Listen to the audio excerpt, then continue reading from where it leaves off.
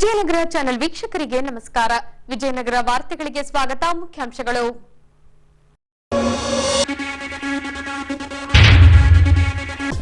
ಆರೋಗ್ಯ ಇಲಾಖೆ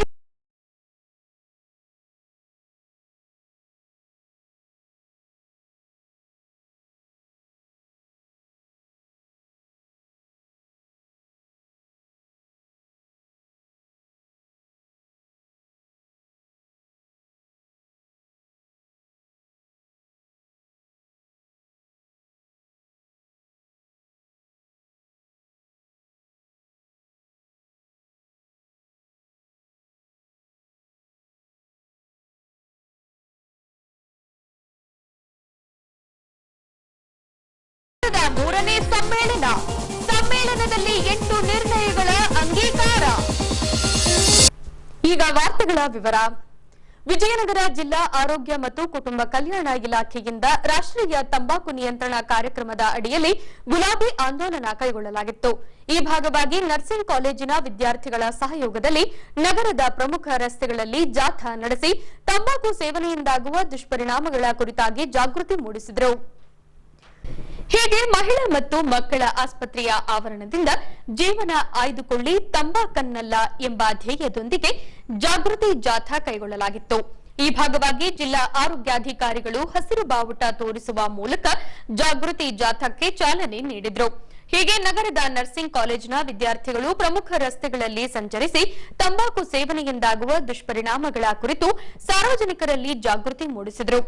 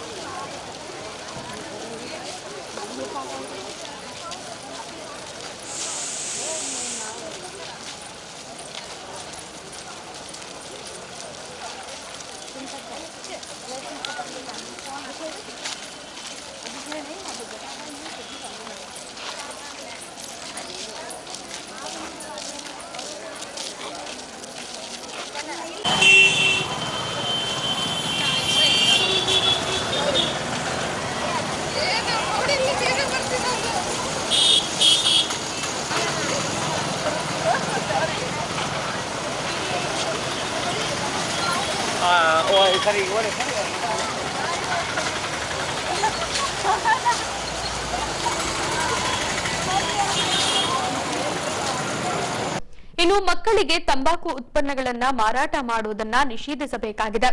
ಅತಿ ಹೆಚ್ಚಾಗಿ ಯುವಕರೇ ಕ್ಯಾನ್ಸರ್ಗೆ ಬಲಿಯಾಗುತ್ತಿದ್ದಾರೆ. ಹಾಗಾಗಿ ಹೆತ್ತವರು ತಮ್ಮ ತಮ್ಮ ಮಕ್ಕಳ ಆರೋಗ್ಯದ ಬಗ್ಗೆ ನಿಗಾ ವಹಿಸಬೇಕೆಂದು ಜಿಲ್ಲಾ ವೈದ್ಯಾಧಿಕಾರಿಗಳು ಈ ವೇಳೆ ಸಾರ್ವಜನಿಕರಲ್ಲಿ ಕರೆ ನೀಡಿದ್ದಾರೆ. ನಮಸ್ಕಾರ. ಇವತ್ತು ನಮ್ಮ ರಾಷ್ಟ್ರೀಯ ತಂಬಾಕು ನಿಯಂತ್ರಣ ಕಾರ್ಯಕ್ರಮ ಅಡಿಯಲ್ಲಿ ರೋಸ್ ಕ್ಯಾಂಪೇನ್ ಎಂಬ ಒಂದು ಇದರಿಂದ ನಾವು ಕ್ಯಾಂಪೇನ್ ನಡೆಸ್ತಾ ಇದ್ದೀವಿ. ನಮ್ಮ ಜಿಲ್ಲೆಯಲ್ಲಿ ಎಲ್ಲ ಸಾರ್ವಜನಿಕರಿಗೆ ನಾವು ಕೇಳೋದೇನಪ್ಪ ಅಂದರೆ, ತಂಬಾಕು ಸೇವನೆಗಿಂತಲೂ ತಂಬಾಕು ಮಾರಾಟದ ಬಗ್ಗೆ ಒಂದು ನಮ್ಮ ಕಳಕಳಿ ಇರಬೇಕಾಗಿದೆ. ಶಾಲೆ ಆವರಣದಲ್ಲಿ ಇರಲಿ, ನಮ್ಮ ಮಕ್ಕಳಲ್ಲಿ ಶಾಲೆ ಆವರಣದಲ್ಲಿ ಸುಮಾರು 200 ಮೀಟರ್ ಅಂತರದಲ್ಲಿ ಯಾವುದೇ ಒಂದು ತಂಬಾಕು ಮಾರಾಟವಾಗಲಿ, ಅದರ ಬಗ್ಗೆ ಪ್ರಚಾರ ಮಾಡೋದಿರಲಿ, ಅದರ ಬಗ್ಗೆ ಮಕ್ಕಳಿಗೆ ಈ ಒಂದು ಮಾರಾಟ ಮಾಡೋದನ್ನು ನಾವು ನಿಷೇಧಿಸಬೇಕಾಗಿದೆ, ಅದರ ನಿಯಂತ್ರಣ ತರಬೇಕಾಗಿದೆ. ಅದರಿಂದ ಏನಾಗ್ತಾ ಇದೆಪ್ಪ ಅಂದರೆ, ನಮ್ಮ ಜನರಲ್ಲಿ, ನಮ್ಮ ಯುವಕರಲ್ಲಿ ಹೆಚ್ಚೆಚ್ಚಾಗಿ ಕ್ಯಾನ್ಸರ್ಗಳಿಗೆ ತುತ್ತಾಗ್ತಕ್ಕಂಥ ಇದು ಆಗ್ತಾ ಇದೆ, ಸಾಮಾನ್ಯ ಕೇಸ್ಗಳು ಬರ್ತಾ ಇದ್ದಾವೆ. ಕೇವಲ ಕ್ಯಾನ್ಸರ್ಗಿಂತಲೂ ನಮ್ಮ ಮಕ್ಕಳು, ನಮ್ಮ ಯುವಕರು, ತಮ್ಮೆಲ್ಲ ತಂದೆ ತಾಯಿಗಳು ಅರ್ಥ ಮಾಡ್ಕೋಬೇಕು, ನಮ್ಮ ಮಕ್ಕಳು ಏನು ಮಾಡ್ತಿದ್ದಾರೆ. ಯಾಕಂದರೆ ಸಣ್ಣ ವಯಸ್ಸಿನಲ್ಲಿ ತಂಬಾಕು ಸೇವನೆಯಿಂದ ಬಾಯಿ ಕ್ಯಾನ್ಸರ್ಗಳು ಜಾಸ್ತಿ ಆಗ್ತಿದ್ದಾವೆ. ಅದು ಓದೋ ಕಡೆ ಲಕ್ಷಣಗಳು ಇಲ್ಲ, ಓದು ಸ್ಟಾಪ್ ಆಗ್ತಾ ಇದ್ದಾವೆ. ಅವ್ರ ಜೀವನ ರೂಪಿಸಲಿಕ್ಕೆ ಭಾಳ ಕಷ್ಟ ಆಗ್ತಾ ಇದೆ. ತಂದೆ ತಾಯಿಗೆ ಒಂದು ಒಳ್ಳೆ ಮಗು ಆಗಲಿಕ್ಕೆ ನಾವು ಏನು ಆಗಬೇಕಾಗಿದೆ ಅದು ಆಗ್ತಾ ಇಲ್ಲ. ಹಾಗಾಗಿ ನಾನು ಇವತ್ತು ಏನು ನಾವು ಸೆಕ್ಷನ್ 4(5) ಸರ್ಕಾರಿ ಆಸ್ಪತ್ರೆ ಅಥವಾ ಸರ್ಕಾರಿ ಯಾವುದೇ ಕಚೇರಿ ಅಥವಾ ಶಾಲೆಯಲ್ಲಿ ಆವರಣದಲ್ಲಿ ಅಥವಾ ಸುತ್ತಮುತ್ತ ಇರ್ತಕ್ಕಂಥ ನನ್ನ ಎಲ್ಲ ಮಾರಾಟಗಾರರಿಗೆ ನನ್ನ ಕೇಳೋದೇನಪ್ಪ ಅಂದರೆ, ದಯಮಾಡಿ ಇವೆಲ್ಲವೂ ತಮ್ಮ ಜವಾಬ್ದಾರಿ ಇರೋದರಿಂದ ತಾವು ಯಾರು ಈ ಒಂದು ತಂಬಾಕು ಮಾರಾಟ ಇರಲಿ ಅಥವಾ ಕ್ಯಾಂಪಸ್ನಲ್ಲಿ ಇರ್ತಕ್ಕಂಥದ್ದನ್ನು ಅದನ್ನು ಮಾರಾಟ ನಿಷೇಧ ಆಗಬೇಕಾಗಿದೆ. ಜೊತೆಗೆ ತಮ್ಮ ಮಕ್ಕಳಂತೇಳಿ ತಿಳ್ಕೊಂಡು ನಮ್ಮ ಯುವಕರು, ಮುಂದಿನ ನಮ್ಮ ದೇಶದ ಯುವಕರು, ಇದೇನು ಮಕ್ಕಳಿದ್ದಾರೆ, ನಾಳೆ ಯುವಕರು ಒಳ್ಳೆ ಯುವಕರಿತ್ತಂದರೆ ಒಳ್ಳೆ ಸಮಾಜನ ಕಟ್ಟಲಿಕ್ಕೆ ಆಗ್ತೈತೆ. ಹಾಗಾಗಿ ನಾನು ಪ್ರತಿಯೊಂದು ನಮ್ಮ ಯುವಕರಲ್ಲಿ ನಾನು ಕೇಳೋದು, ದಯಮಾಡಿ ಈ ಒಂದು ಚಟಕ್ಕೆ ಬಲಿ ಆಗಬಾರ್ದು, ತಮ್ಮ ಜೀವನ ರೂಪಿಸ್ಕೊಳ್ಬೇಕಂತೇಳಿ ಇವತ್ತು ಇಡೀ ಜಿಲ್ಲೆಯಾದ್ಯಂತ ತಂಬಾಕು ನಿಯಂತ್ರಣ ಕಾರ್ಯಕ್ರಮವನ್ನು ಹಮ್ಮಿಕೊಳ್ತಾ ಇದ್ದೀವಿ. ತಾವೆಲ್ಲರೂ ಇದನ್ನು ಸಹಕರಿಸಬೇಕು. ಮಾರಾಟಗಾರರು ಅರ್ಥ ಮಾಡ್ಕೋಬೇಕು ಮತ್ತು ಏನು ಸೇವನೆ ಮಾಡ್ತಾರೆ ಅವರು ಅರ್ಥ ಮಾಡ್ಕೋಬೇಕಾಗಿದೆ. ಆಮೇಲೆ ನಾವು ಒಂದು ಒಳ್ಳೆ ಪ್ರಜೆ ಆಗಬೇಕಂದ್ರೆ ಇದಕ್ಕೆ ನಾವು ಸಹಕರಿಸಬೇಕಾಗಿದೆ. ಹಾಗಾಗಿ ನಾನು ಎಲ್ಲರಲ್ಲಿ ಮನವಿ ಮಾಡೋದೇನಪ್ಪ ಅಂದರೆ, ದಯಮಾಡಿ ಇವತ್ತು ಈ ಕಾರ್ಯಕ್ರಮವನ್ನು ಹಮ್ಮಿಕೊಳ್ತೇವೆ ರೋಸ್ ಮೂಲಕ. ರೋಸ್ ಏನಪ್ಪ ಅಂದರೆ ಪ್ರೀತಿಯಿಂದ ಕೊಡ್ತಕ್ಕಂಥ, ಪ್ರೀತಿಯಿಂದ ನಾವು ಏನು ಈ ಸೇವನೆ ಇರಲಿ ಅಥವಾ ಮಾರಾಟವನ್ನು ತಡೆಗಟ್ಟಲಿಕ್ಕೆ ಒಂದು ಸರ್ಕಾರ ನಮಗೆ ಒಂದು ಕಾರ್ಯಕ್ರಮ ಹಮ್ಮಿಕೊಳ್ತಾ ಇದೆ. ರೋಸ್ ಮೂಲಕ ಪ್ರೀತಿಯಿಂದ ಇವೆಲ್ಲ ಕಾರ್ಯಕ್ರಮವನ್ನು ಮಾರಾಟವನ್ನು ನಿಷೇಧಿಸಬೇಕಾಗಿದೆ ಅಥವಾ ನಿಯಂತ್ರಣ ತರಬೇಕಾಗಿದೆ. ಇಷ್ಟು ಹೇಳ್ತಾ ನಾನು ನಮ್ಮ ಇಲಾಖೆಯ ಪರವಾಗಿ ಧನ್ಯವಾದ ಹೇಳ್ತೇನೆ. Thank you. ಇನ್ನು ತಂಬಾಕು ಉತ್ಪನ್ನಗಳ ಮಾರಾಟ ಮಳಿಗೆಗಳಿಗೆ ತೆರಳಿ ಮಾಲೀಕರಿಗೆ ಗುಲಾಬಿ ಹೂವು ನೀಡುವ ಮೂಲಕ ತಂಬಾಕು ಉತ್ಪನ್ನಗಳನ್ನು ಮಾರಾಟ ಮಾಡದಂತೆ ಕೋರಿಕೊಳ್ಳಲಾಯಿತು. ಬರುವ ಲೋಕಸಭಾ ಚುನಾವಣೆಯಲ್ಲಿ ರಾಜ್ಯದ ಸಮಾಜ ಕಲ್ಯಾಣ ಇಲಾಖೆಯ ಸಚಿವರಾಗಿರುವ ಮಹದೇವಪ್ಪನವರನ್ನ ಸಂಸದರ ಸ್ಥಾನಕ್ಕೆ ಸ್ಪರ್ಧಿಸಲು ಕಣಕ್ಕಿಳಿಸುವಂತೆ ಕಾಂಗ್ರೆಸ್ ಹೈಕಮಾಂಡ್ ಸೂಚಿಸಿದೆ. ಈ ಅಂಶವನ್ನು ಡಾಕ್ಟರ್ ಬಿಆರ್ ಅಂಬೇಡ್ಕರ್ ಸಂಘ ಸೇರಿದಂತೆ ಅಹಿಂದ ಒಕ್ಕೂಟ ವಿರೋಧಿಸಿದೆ. ಈ ಅಂಶಕ್ಕೆ ಸಂಬಂಧಿಸಿದಂತೆ ಡಾಕ್ಟರ್ ಬಿಆರ್ ಅಂಬೇಡ್ಕರ್ ಸಂಘದಿಂದ ಜಿಲ್ಲಾ ಪತ್ರಿಕಾ ಭವನದಲ್ಲಿ ಸುದ್ದಿಗೋಷ್ಠಿಯನ್ನ ಕೈಗೊಳ್ಳಲಾಗಿತ್ತು. ರಾಜ್ಯ ಸಮಾಜ ಕಲ್ಯಾಣ ಇಲಾಖೆಯ ಸಚಿವರಾಗಿರುವ ಮಹದೇವಪ್ಪನವರನ್ನ ಲೋಕಸಭಾ ಚುನಾವಣಾ ಕಣಕ್ಕಿಳಿಸಲು ಕಾಂಗ್ರೆಸ್ ಹೈಕಮಾಂಡ್ ನಿರ್ಧರಿಸಿದೆ. ಸಂವಿಧಾನದ ಆಶಯಗಳನ್ನು ಈಡೇರಿಸುವ ನಿಟ್ಟಿನಲ್ಲಿ ಮಹದೇವಪ್ಪನವರು ರಾಜ್ಯದಲ್ಲಿ ಉತ್ತಮ ಕೆಲಸ ಮಾಡುತ್ತಿದ್ದಾರೆ. ಇವರನ್ನ ದೆಹಲಿಗೆ ಕಳಿಸಿದ್ರೆ ದಲಿತ ಹಾಗೂ ಅಹಿಂದ ವರ್ಗಗಳಿಗೆ ಅನ್ಯಾಯ ಮಾಡಿದಂತಾಗುತ್ತದೆ. ಮಹದೇವಪ್ಪನವರನ್ನ ಒಂದು ವೇಳೆ ಲೋಕಸಭಾ ಚುನಾವಣಾ ಕಣಕ್ಕಿಳಿಸಿದ್ದಲ್ಲಿ ದಲಿತ ಸಮುದಾಯದವರು ಹಾಗೂ ಅಹಿಂದ ವರ್ಗ ಒಗ್ಗೂಡಿ ಮುಖ್ಯಮಂತ್ರಿ ಸಿದ್ದರಾಮಯ್ಯ ಹಾಗೂ ಉಪಮುಖ್ಯಮಂತ್ರಿ ಡಿಕೆ ಶಿವಕುಮಾರ್ ರವರ ನಿವಾಸಕ್ಕೆ ಮುತ್ತಿಗೆ ಹಾಕಲಾಗುವುದೆಂದು ತಿಳಿಸಿದ್ದಾರೆ. ಸ್ನೇಹಿತರೆ, ಇವತ್ತು ನಾವಿಲ್ಲಿ ಪ್ರೆಸ್ ಮೀಟ್ ಕರೆದ ಉದ್ದೇಶ ಏನಂದ್ರೆ, ನಮ್ಮ ದಲಿತ ಸಮುದಾಯಗಳಲ್ಲಿ ಇವತ್ತಿನಿಂದಲ್ಲ ಪೂರ್ವದಿಂದ ಈ ಕಾಂಗ್ರೆಸ್ ಪಕ್ಷ ಹುಟ್ಟಿದಾಗಿದ್ದ ಸಾಮಾನ್ಯವಾಗಿ ದಲಿತರು, ಶೋಷಿತ ವರ್ಗದವರು, ಹಿಂದುಳಿದವರು ಬೆಂಬಲಿಸ್ತಾನೆ ಬಂದಿದ್ದೀವಿ, ಈಗಲೂ ಬೆಂಬಲಿಸ್ತಾ ಇದ್ದೀವಿ. ಈ ಕಾಂಗ್ರೆಸ್ ಪಕ್ಷದಲ್ಲಿ ಏನಾಗ್ತಿದೆ ಇತ್ತೀಚೆಗೆ ಅಂದರೆ, ಯಾವ ಒಬ್ಬ ದಲಿತ ಆಗಿರ್ಬೋದು, ಹಿಂದುಳಿದ ವರ್ಗದ ಒಬ್ಬ ಮಂತ್ರಿ ಆ ಪಕ್ಷಕ್ಕೆ ಬೆನ್ನೆಲುಬಾಗಿ ದುಡಿದ್ಬಿಟ್ಟು ಆ ಪಕ್ಷ ಕಟ್ಟಿ ಆ ಶೋಷಿತ ವರ್ಗಗಳಿಗಾಗಿರೋದು ದೀನ ದಲಿತರಿಗೆ ಬೆನ್ನೆಲುಬಾಗಿ ಆ ಪಕ್ಷಕ್ಕೆ ಒಳ್ಳೆ ಸ್ಥಾನಮಾನ ತಂದುಕೊಡ್ತಕ್ಕಂಥ ವ್ಯಕ್ತಿ ಅಂದರೆ ಈಗಿನ ಮಟ್ಟಿಗೆ doctor H C Mahadevappa sir. ದಲಿತ ಸಮುದಾಯಗಳನ್ನ ಭಾಳ ಅತ್ಯಾಪ್ತವಾಗಿ ಹತ್ತಿರಕ್ಕೆ ಕರ್ಕೊಂಡು ಅದರಲ್ಲಿ ತಾರತಮ್ಯ ಮಾಡಲಾರ್ದಂಗೆ ಇಡೀ ಕರ್ನಾಟಕದಲ್ಲಿ ಏಕೈಕ ವ್ಯಕ್ತಿ ಅಂದರೆ ಎಚ್ ಸಿ ಮಹದೇವಪ್ಪ ಸರ್. ಅವ್ರನ್ನ ಈ ಪಕ್ಷಕ್ಕೆ ಏನಾಗಿದೆ ಗೊತ್ತಿಲ್ಲ, ಏನು ಮಾಡ್ತಿದ್ದಾರೆ ಇವಾಗ. ಅದು ಯಾವುದೋ ಚಾಮರಾಜನಗರ ಆ ಭಾಗಕ್ಕೆ ತಗೊಂಡೋಗಿ MP ಎಲೆಕ್ಷನ್ ನಿಂತಿರ್ತಾರೆ. ಇವಾಗ ಅವ್ರು ಏನು ಮಾಡಿದ್ದಾರೆ, ಅವ್ರು ಇರೋದ್ರಿಂದ ನಮ್ಮ ಈ ಕೆಲ ಸಮುದಾಯಗಳಿಗೆ ದಲಿತರಿಗೆ ಭಾಳ ಸಹಕಾರಿಯಾಗಿದೆ. ಇಲ್ಲಿಂದ ನಾವು ಬೆಂಗಳೂರಿಗೆ ಹೋದ್ರೆ ನಮ್ಮ ಕ್ಷೇತ್ರನೆಲ್ಲ ಹಾಕಿದ್ರು ಎಲ್ಲ ಇರ್ತಿದ್ದು ನಮ್ಮವ್ರು ನಮ್ಮ ಕೆಲಸ ಮಾಡಿಕೊಡ್ತಾರೆ, ಉಳ್ಕಣಕ್ಕೆ ವ್ಯವಸ್ಥೆ ಮಾಡ್ತಾರೆ. ಆಮೇಲೆ ಇಡೀ ರಾಜ್ಯಾದ್ಯಂತ ದಲಿತ ಏನಾದರೂ ಒಂದು ಫಂಕ್ಷನ್ ಇದ್ರೆ ಎಲ್ಲ ಕಡೆ ಒಂದು ಸಣ್ಣ ಮಗು ಬಂದಾಗ ಮಿನಿಸ್ಟರ್ ಅನ್ನೋದು ಮರ್ತ್ಬಿಟ್ಟು ಬರ್ತಾರೆ. ಅಂಥ ವ್ಯಕ್ತಿನ ತಗೊಂಡೋಗಿ MP ಎಲೆಕ್ಷನ್ಗೆ ಹೋಗಿ ನಿಂದಿರಿಸಿ ಬಲಿ ಕೊಡಕ್ಕೆ ನೋಡ್ತಿರಲ್ಲ ಕಾಂಗ್ರೆಸ್ ಪಕ್ಷಕ್ಕೆ. ಇದು ಸರಿನಾ ಸ್ವಾಮಿ? ಒಂದು ಕೇಳ್ರಿ, ಕರ್ನಾಟಕದಲ್ಲಿ ದಲಿತರ ಮತಗಳು ಎಷ್ಟಿದ್ದೇವೆ, ಎಷ್ಟು ಸಂಖ್ಯೆಯಲ್ಲಿದ್ದಾವೆ ಅನ್ನೋದು ಕೂಡ ನಿಮ್ಮ ಕಾಂಗ್ರೆಸ್ ಪಕ್ಷದ ರಾಷ್ಟ್ರೀಯ ಅಧ್ಯಕ್ಷರಾಗಲಿ ರಾಜ್ಯಾಧ್ಯಕ್ಷರಿಗೆ ಎಲ್ರಿಗೂ ಗಮನಕ್ಕಿದೆ. ಇದು ದಯವಿಟ್ಟು ಮಹಾದೇವ್ ಸಾರ್ನ ಡಿಸ್ಟರ್ಬ್ ಮಾಡಿಕೊಡುದು ಯಾವುದೇ ಕಾರಣಕ್ಕೆ. ಅವ್ರು ಇಲ್ಲೇ ಮುಂದುವರಿಬೇಕು. ಅವ್ರು ಏನಾದರೂ ಅವ್ರನ್ನ ಒತ್ತಾಯವಾಗಿ ನೀವೇನಾದರೂ ಲೋಕಸಭಾ ಚುನಾವಣೆಗೆ ಸ್ಪರ್ಧಿಸುವ ಇದು ಮಾಡಿದರೆ ನಮ್ಮ ಸಂಘ ತೀವ್ರವಾಗಿ ಖಂಡಿಸೋದ್ರ ಜೊತೆಗೆ ರಾಜ್ಯಾದ್ಯಂತ ನಾವೇ ಪ್ರವಾಸ ಮಾಡಿ ಕಾಂಗ್ರೆಸ್ ಪಕ್ಷದ ವಿರುದ್ಧ ಹೋಗ್ಬಾರ್ದು ಅಂತ ಅನ್ಕೊಂಡಿದ್ವಿ. ಅದಕ್ಕೆ ನೀವು ದಯವಿಟ್ಟು ಅವಕಾಶ ಮಾಡಿಕೊಡ್ಬೇಡಿ. ಮಹದೇವ್ ಸಾರು ಇವಾಗ ಏನಿದ್ದಾರೆ, ಯಾವ ಖಾತೆಯಲ್ಲಿದ್ದಾರೆ, ಸಮಾಜ ಕಲ್ಯಾಣ ಸಮಾಜ ಸಚಿವರಾಗಿ ಉಳಿಯಲಿ, ನಮ್ಮ ರಾಜ್ಯದಲ್ಲಿ ಉಳಿಯಲಿ. ಈ ಫ್ರೆಂಡಲ್ಲಿ ನೆಕ್ಸ್ಟು ಅದು ಅವ್ರಿಗೆ ಬಿಟ್ಟಿದ್ದು. ಕಾಂಗ್ರೆಸ್ ಪಕ್ಷಕ್ಕೆ ಮತ್ತೆ ಪದೇ ಪದೇ ಹೇಳ್ತಿದ್ದೀವಿ, ದಯವಿಟ್ಟು ಮಹದೇವ್ ಸಾಹೇಬ್ನ ಡಿಸ್ಟರ್ಬ್ ಮಾಡಬೇಡ್ರಿ. ನೀವೇನು ಡಿಸ್ಟರ್ಬ್ ಮಾಡಿದ ಕರೆವಾದರೆ 28 ಲೋಕಸಭಾ ಕ್ಷೇತ್ರಗಳಲ್ಲಿ ನಿಮಗೆ ಹಿನ್ನಡೆ ಆಗ್ತೈತೆ ಖಂಡಿತ. ದಲಿತರು ಯಾರು ಮತ ಕೊಡೋದಿಲ್ಲ ನಿಮಗೆ. ಅದರೊಟ್ಟಿಗೆ ಅಹಿಂದ ವರ್ಗಗಳು ಮಹಾದೇವ ಸಾಬ್ರ ಅಹಿಂದದಲ್ಲೇ ಕೂಡ ಗುರುತಿಸ್ಕೊಂಡಿದ್ದಾರೆ, ಅವರು ಕೊಡೋದಿಲ್ಲ. ಈಗಿನ ಸರ್ಕಾರಕ್ಕೆ ಐತಲ್ಲ ಇವೇನು ಗ್ಯಾರಂಟಿ ಪಾರಂಟಿ ಕೊಟ್ಟಿರೋದಲ್ಲಿ ಮಹಾದೇವ ಸಾಬ್ರದ್ದು ತೆರೆಮರೆಯಲ್ಲಿ ಕೂಡ ಅವ್ರದ್ದು ಹಾಣೆ ಬಲ ಇದೆ. ಅಂತ ವ್ಯಕ್ತಿನ ನೀವು ಕಳ್ಕೊಂತಿದ್ದೀರಾ. ದಯವಿಟ್ಟು ಡಿಸ್ಟರ್ಬ್ ಮಾಡಬೇಡಿ. ಡಿಸ್ಟರ್ಬ್ ಮಾಡಿದರೆ ನಾವು ಪ್ರತಿ ಲೋಕಸಭಾ ಕ್ಷೇತ್ರಕ್ಕೆ ಅವ್ರನ್ನ ಹೊರತುಪಡಿಸಿ ನಾವು ಹೋಗಿ ಅದ್ರ ವಿರುದ್ಧ ಪ್ರೊಟೆಸ್ಟ್ ಮಾಡಬೇಕಾಗ್ತೈತಿ. ಇಷ್ಟು ಹೇಳ್ತಾ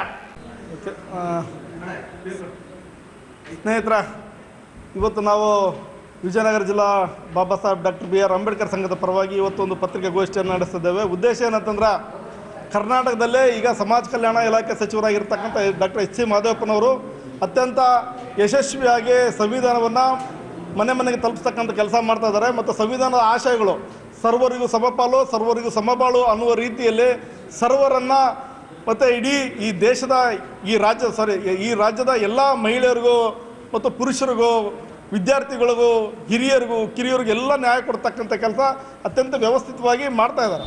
ಇಂಥ ಸಂದರ್ಭದಲ್ಲಿ ಅವರನ್ನು ಯಾವುದೇ ಕಾರಣಕ್ಕೂ ತಾವು ಲೋಕಸಭೆ ಚುನಾವಣೆಗೆ ಸ್ಪರ್ಧಿಸಬಾರ್ದು ಮತ್ತು ಅವರು ಸ್ಪರ್ಧೆಗೆ ಏನು ಒತ್ತಾಯ ಮಾಡ್ತಾ ಇದ್ದಾರೆ ಹೈಕಮಾಂಡ್, ಆ ಹೈಕಮಾಂಡ್ನ ನಿರ್ಧಾರವನ್ನು ನಾವು ತೀವ್ರವಾಗಿ ವಿಜಯನಗರ ಜಿಲ್ಲಾ ಬಾಬಾ ಸಾಹೇಬ್ ಅಂಬೇಡ್ಕರ್ ಸಂಘ ತೀವ್ರವಾಗಿ ಖಂಡಿಸ್ತದೆ.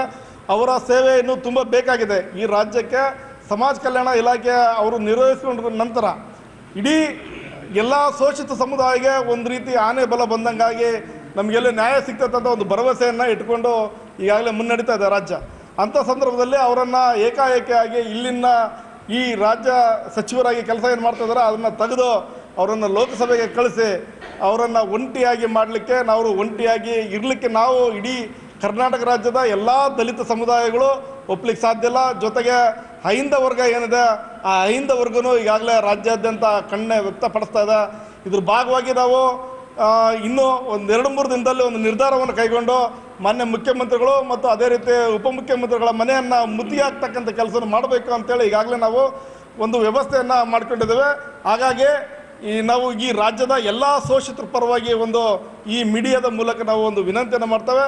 ನಮ್ಮ ಏನು ಡೇಟ್ ಅನೌನ್ಸ್ ಮಾಡ್ತೇವೆ ಆ ಡೇಟಿಗೆ, ಆ ದಿನಾಂಕಕ್ಕೆ ತಾವೆಲ್ಲರೂ ಬಂದು DK ಸಾಹೇಬ್ರ ಮನೆ ಮತ್ತು ಅದೇ ರೀತಿ ಮುಖ್ಯಮಂತ್ರಿ ಮನೆಯನ್ನು ಮುತ್ತಿಗೆ ಹಾಕ್ಲಿಕ್ಕೆ ತಾವೆಲ್ಲರೂ ಸಹಕಾರ ಕೊಡ್ತೀರಿ ಅಂತೇಳಿ ಭಾವಿಸಿ ಅವಕಾಶ ಕೊಟ್ಟಿರ್ತಕ್ಕಂಥ ತಮ್ಮೆಲ್ಲರಿಗೂ ಒಂದು ಮಾತನ್ನು ಮುಗಿಸ್ತೇನೆ. ಧನ್ಯವಾದಗಳು.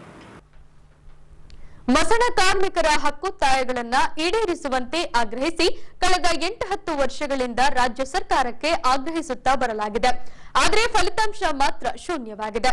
ಸರ್ಕಾರ ಹಕ್ಕೊತ್ತಾಯಗಳನ್ನ ಬರುವ ಬಜೆಟ್ನಲ್ಲಿ ಪರಿಗಣಿಸದಿದ್ದಲ್ಲಿ ಸ್ಮಶಾನದಲ್ಲಿ ಕುಣಿ ಅಗಿದು ಕತ್ತಿನವರೆಗೆ ಮಣ್ಣು ಹಾಕಿಕೊಂಡು ರಾಜ್ಯವ್ಯಾಪಿ ಮಸಣದಲ್ಲಿ ಹೋರಾಟ ಮಾಡಲಾಗುವುದೆಂದು ಮಸಣ ಕಾರ್ಮಿಕ ಸಂಘಟನೆಯ ರಾಜ್ಯ ಮುಖಂಡ ಬಸವರಾಜರವರು ಸುದ್ದಿಗೋಷ್ಠಿಯಲ್ಲಿ ತಿಳಿಸಿದ್ದಾರೆ. ಕರ್ನಾಟಕ ಸರ್ಕಾರ ಮಸಣ ಕಾರ್ಮಿಕರ ಹಕ್ಕೊತ್ತಾಯಗಳನ್ನು ಈ ಬಜೆಟ್ನಲ್ಲಿ ಪರಿಗಣಿಸ್ತಾ ಹೋದರೆ ಮಸಣ ಕಾರ್ಮಿಕರ ಸಂಘದಿಂದ ನಾವು ತೀರ್ಮಾನ ಮಾಡಿದ್ವಿ, ಬಜೆಟಲ್ಲಿ ಅದಕ್ಕೆ ಸರಿಯಾದಂಥ ಅವಕಾಶಗಳು ಕೊಡದೇ ಹೋದರೆ ರಾಜ್ಯದಾದ್ಯಂತ ನಾವು ಮಸಣಗಳಲ್ಲಿ ನಮ್ಮನ್ನು ನಾವು ಶಿರದ ಮಠ ಉಳ್ಕೊಂಡು ಪ್ರತಿಭಟನೆ ಮಾಡಬೇಕು, ನಮ್ಮ ಆಕ್ರೋಶವನ್ನು ಸರ್ಕಾರಕ್ಕೆ ತಿಳಿಸಬೇಕು ಅಂತೇಳಿ ನಿರ್ಧಾರ ಮಾಡಿದ್ವಿ. ನಾನು ಸಿದ್ದರಾಮಯ್ಯನವರು ಮತ್ತು ಸರ್ಕಾರದ ಮನವಿ ಮಾಡ್ತಾಯಿದ್ದೀನಿ, ಆ ರೀತಿ ಪ್ರತಿಭಟನೆ ಮಾಡೋದಕ್ಕೆ ಅವಕಾಶ ಮಾಡಿಕೊಡ್ಬೇಡಿ.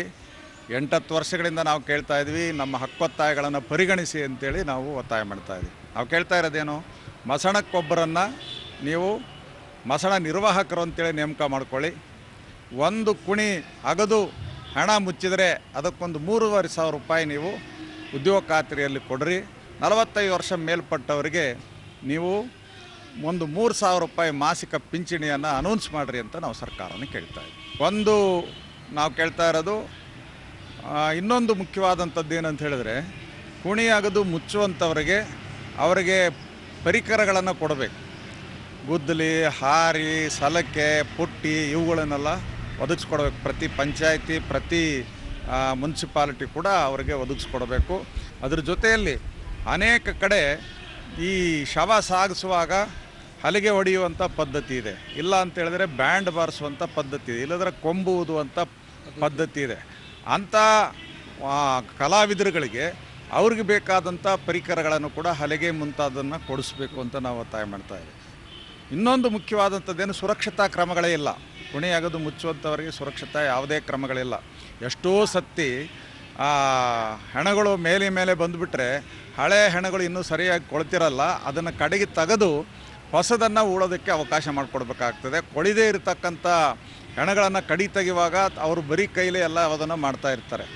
ಸೊ ಘಾಟ್ ವಾಸನೆ ಇರ್ತದೆ, ಸರಿಯಾಗಿ ಕೊಳೆದೇ ಅದಕ್ಕೆ ಬಂದ ರೋಗಗಳು ಕೂಡ ಅಂಟ್ಕೊಳ್ಳುವಂಥ ಸಂಭವ ಇರ್ತದೆ.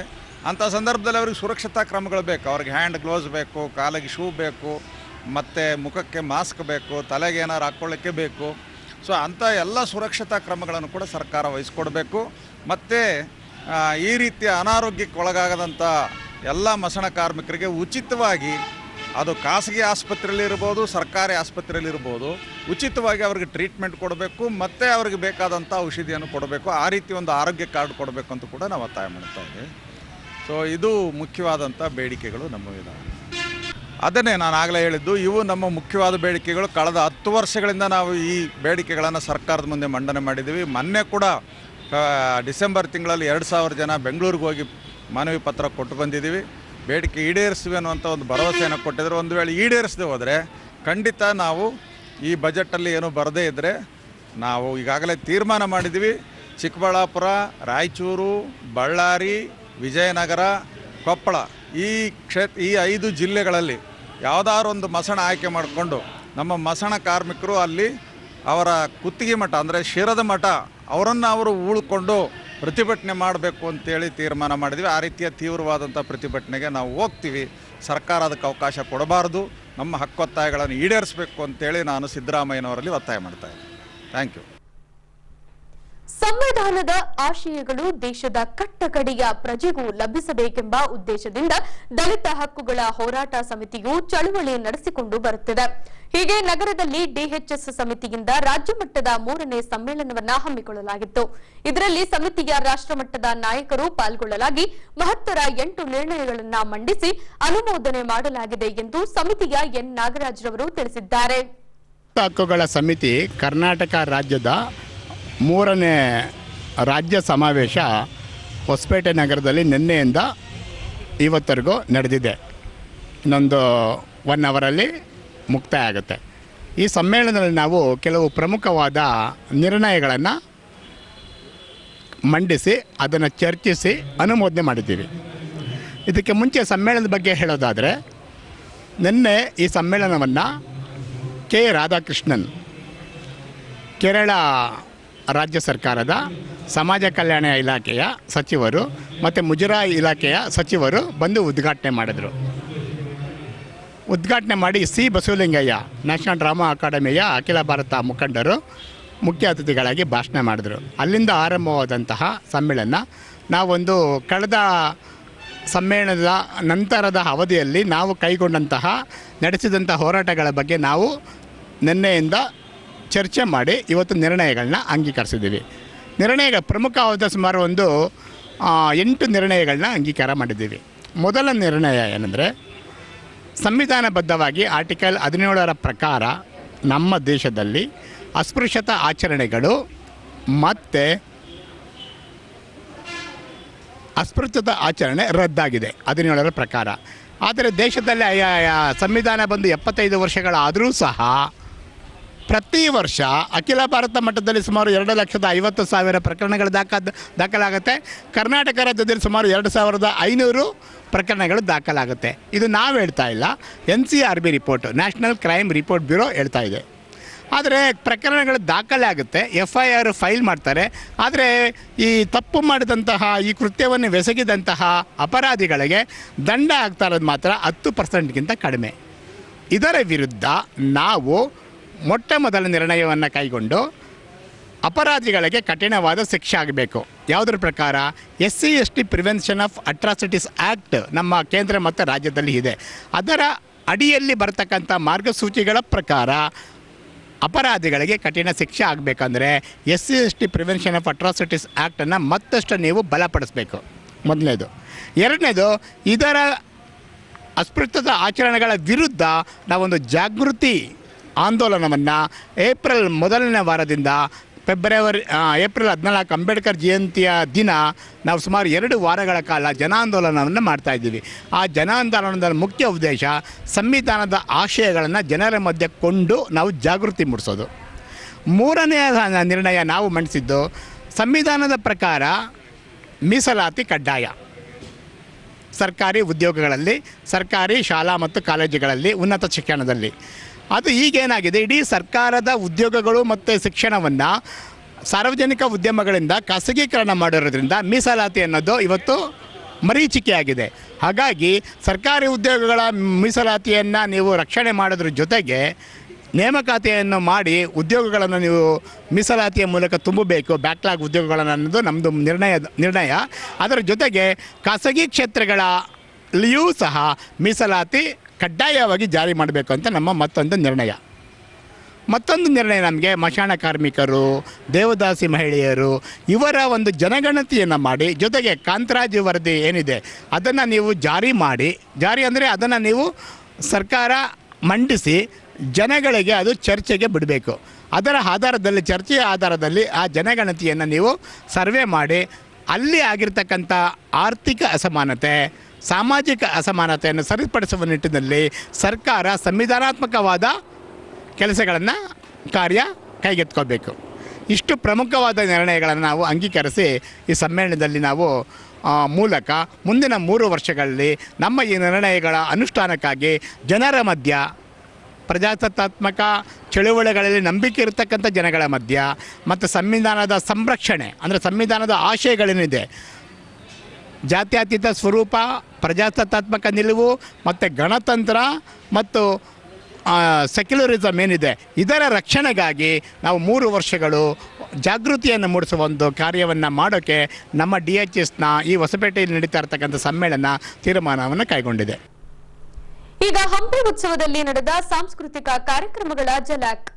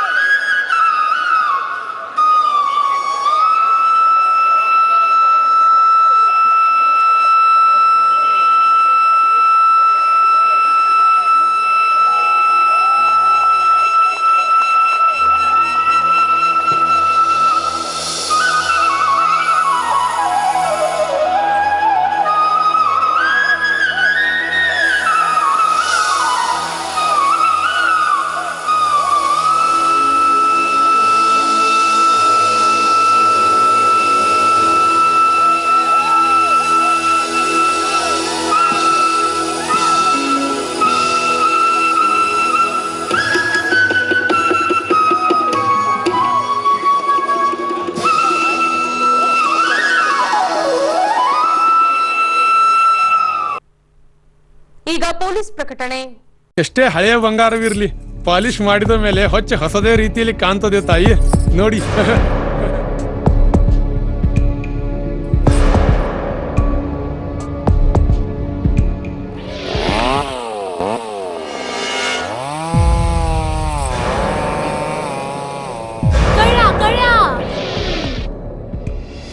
ತಾಯಿ, ನಿಮ್ ಮೈ ಮೇಲೆ ಅದೋ ಹೊಲಸು ಬಿದ್ದಿದೆ.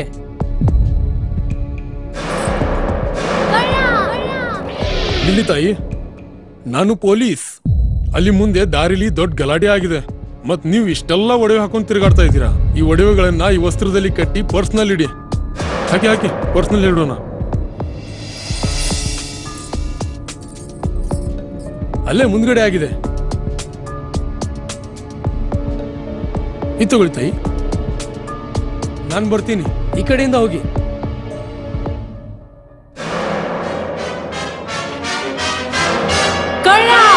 ಇಂತಹ ಮೋಸದ ಸಂಗತಿ ನಿಮಗೂ ನಡೆಯಬಹುದು. ತಮ್ಮ ಬೆಲೆ ಬಾಳುವ ಒಡವೆ ಆಭರಣ ವಸ್ತುಗಳನ್ನು ಎಚ್ಚರಿಕೆಯಿಂದ ಕಾಪಾಡಿ. ಯಾವುದೇ ಮಾತುಗಳಿಗೆ ಮರುಳಾಗಬೇಡಿ. ಸಂಶಯಾಸ್ಪದ ರೀತಿಯಲ್ಲಿ ಯಾರಾದರೂ ಕಂಡು ಬಂದರೆ ಸಮೀಪದ ಪೊಲೀಸ್ ಠಾಣೆಯನ್ನು ಸಂಪರ್ಕಿಸಿರಿ. ಈಗ ಕೊನೆಯಲ್ಲಿ ಮತ್ತೊಮ್ಮೆ ವಾರ್ತೆಗಳ ಮುಖ್ಯಾಂಶಗಳು.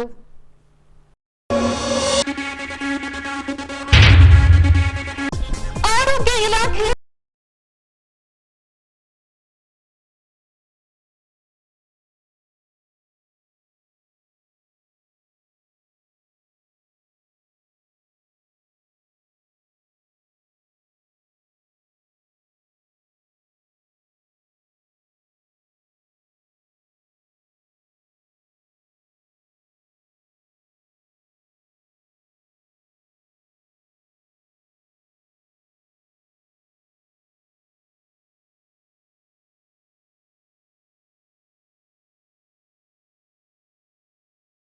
ಮೂರನೇ ಸಮ್ಮೇಳನದಲ್ಲಿ 8 ನಿರ್ಣಯಗಳ ಅಂಗೀಕಾರ. ಇಲ್ಲಿಗೆ ವಾರ್ತಾ ಪ್ರಸಾರ ಮುಕ್ತಾಯವಾಯಿತು. ದೈನಂದಿನ ಆಗುಹೋಗುಗಳ ಮಾಹಿತಿಗಾಗಿ ವೀಕ್ಷಿಸಿ ವಿಜಯನಗರ ಸುದ್ದಿವಾಹಿನಿ. ನಾನು ತೇಜಸ್ವಿನಿ ಪಿ ಪಾಟೀಲ್. ನಮಸ್ಕಾರ.